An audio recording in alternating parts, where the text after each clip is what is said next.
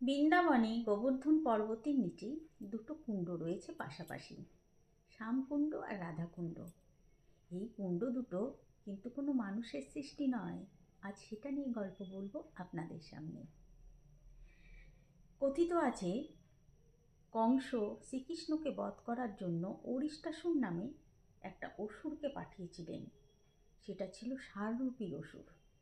সেই অসুরকে শ্রীকৃষ্ণ বধ করেছিলেন। তার ফলে তিনি মহাপাপ করেছিলেন। কারণ কি, সেই অসুরটি ছিল ষাঁড়রূপী, আর যেহেতু গোহত্যা মহাপাপ, তাই তিনি মহাপাপ করেছিলেন। তখন রাধারানী বললেন, আমি আর আমার সখীরা কেউ আপনাকে ছোবো না, কারণ আপনি মহাপাপ করেছেন। যান, আপনি গঙ্গা থেকে স্নান করে আসুন।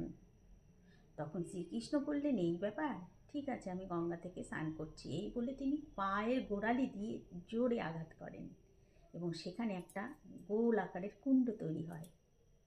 সেই কুণ্ডের মধ্যে সমস্ত গঙ্গা, যমুনা, সরস্বতী, সমস্ত গঙ্গা নদী এবং সমস্ত জলাশয়রা তারা এসে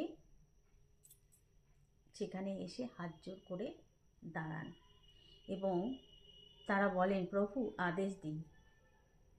তখন শ্রীকৃষ্ণ বলেন, এখানে তোমরা জলাশয়ে পরিণত করো।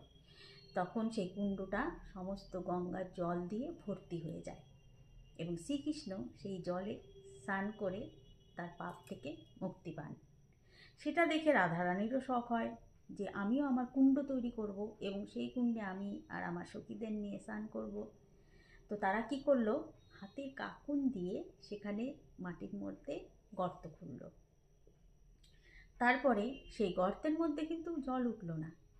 তখন তারা কি করলো, পাশে মানসী গঙ্গা থেকে ঘড়াই করে করে অল্প অল্প করে জল আনতে লাগলো।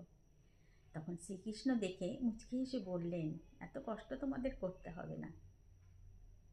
এই কথা শুনে জলাশয় রাশিরা সমস্ত হাত জোর করে এসে দাঁড়ালেন এবং বললেন, আমরা যদি রাধারানীর সেবা করতে পারি আমাদের জীবন ধন্য হয়ে যাবে, আপনি খালি আদেশ দিন।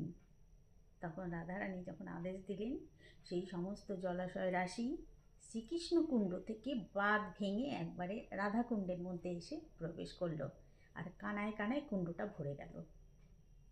এরকম অবস্থা দেখে শ্রীকৃষ্ণ তখন ঘোষণা করলেন যে আজ থেকে এই রাধাকুণ্ডের নাম হবে আমার শ্রীকৃষ্ণ কুণ্ড থেকেও বেশি, আর যারা এই রাধাকুণ্ডে স্নান করবে তারা আমাকে লাভ করবে। আজও বিশ্বাস করা হয় এই দুটো কুণ্ডের জল কোনো সাধারণ জল নয়, এটা হচ্ছে প্রেম ভক্তির তরল রূপ। যারা শ্রীকৃষ্ণ এবং রাধা প্রেমী তারা কিন্তু অবশ্যই রাধে রাধে কমেন্ট করতে ভুলবেন না। এইরকম নতুন নতুন গল্প শোনার জন্য অবশ্য কিন্তু পেজটাকে ফলো করতে হবে। চলুন, সবাই খুব ভালো থাকবেন, সুস্থ থাকবেন। রাধে রাধে।